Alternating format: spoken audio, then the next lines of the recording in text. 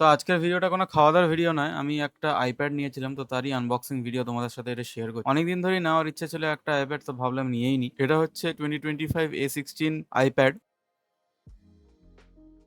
যেটা 128 GB storage. হ্যাঁ, এটা একদমই বেস ভেরিয়েন্ট।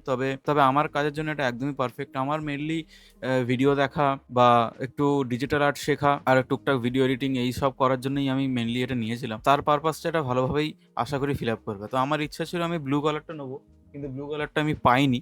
তো এখানে আমি ওদের সিলভার কালারটা অ্যাভেলেবেল ছিল বলে সিলভারটাই নিয়েছিলাম। এটা আমি কমেই পেয়েছি মোটামুটি, এদের অনেক কিছু অফার-টফার ছিল। আমি এটা পেয়েছি 28,500, যেটা অনলাইন প্রাইসের থেকে অনেকটাই কম। এটা আমাদের হলদিয়াতে রিলায়েন্স ডিজিটাল থেকেই নেওয়া, যেখানে ওরা দাদারা ভালোই বেশ কম দামে ওরা করে দিয়েছিল।